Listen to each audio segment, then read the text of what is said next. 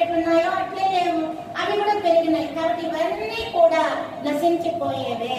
నశించిపోనిది ఆత్మ ఒకటే, అది వికార రహితమైనది, మనకు కనపడనిది. కాబట్టి దాన్ని దర్శించాలి అంటే మనం మనలోకి మనం అంతర్ముఖులమై దాన్ని